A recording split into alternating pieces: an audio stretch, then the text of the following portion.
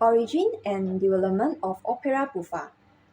Opera is like a stage play, which is the drama part with characters, costumes, setting, and a plot.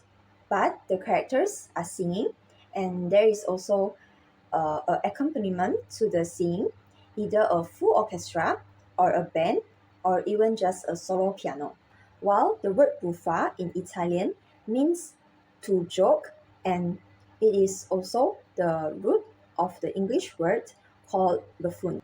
The style of opera that was popular in the Baroque came to be known as opera seria. It dealt with serious historical and mythological themes. This style of opera remained popular in the early part of the classical era, but a new genre of opera emerged, which is opera buffa. So, opera buffa is a delightful form and first used as an informal description of Italian comic opera, characterized by everyday setting, witty humor, and lively music. The genre of comic opera originating in Naples in the mid-18th century. It developed from the intermezzi or interludes performed between the acts of serious operas or offering a playful counterpoint to more serious operatic dramas.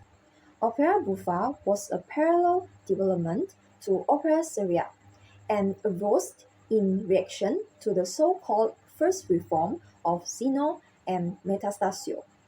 It was in part intended as a genre that the common man could relate to more easily, whereas opera seria was a lavish entertainment that was both made for and depicted kings and nobility. Opera buffa was made for and depicted common people with more common problems.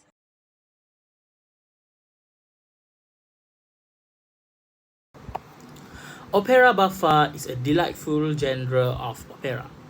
One of the prominent features of opera buffa is its comedic element. The genre often presents humorous storyline, filled with witty dialogue, playful situation, and comical misunderstanding. This comedic element brings joy and laugh to both the performance and the spectator, making opera buffa a light-hearted and enjoyable experience.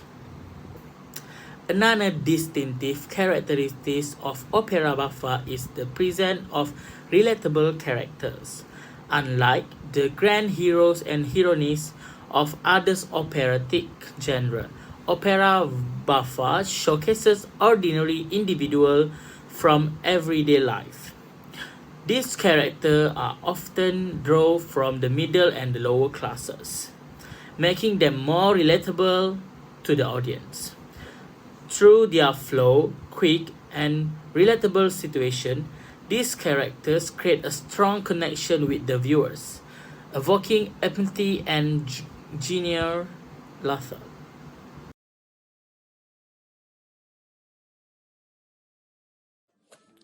Hello, my name is Victor Wilder, and today I will be sharing about composer and the works in opera buffa. The first composer is Michelangelo Fagiolo from 1666 to 1733. Michelangelo is the founder of a new genre, Neapolitan comedy, and he was the composer of opera buffa La Silla in 1706. The second composer is Nicola Logrosino from 1698 to 1763. Nicola produced a comic opera known as L'Inganno per Inganno. And the third composer is Giovanni Battista Pergolesi from 1710 to 1736. Giovanni is an Italian Baroque composer and a violinist. Giovanni created an opera buffa known as La Serva Padrona, or the Maiden Mistress. Fourth composer is Alessandro Scarlatti. Alessandro Scarlatti is one of the first major composer of opera buffa, and he composed an opera buffa known as the Second Trespolo Tutore. And the last composer is Pasquale Anfosi.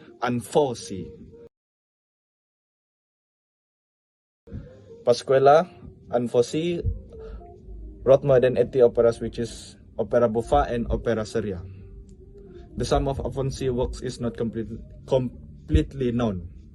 That's all from me. Thank you.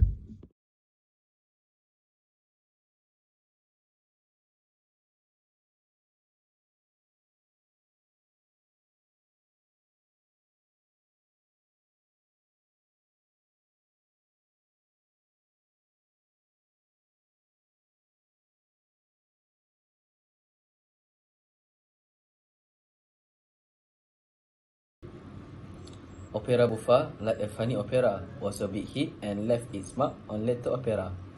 It brought humor, everyday characters, and clever dialogue to the stage, setting the stage for comedic element.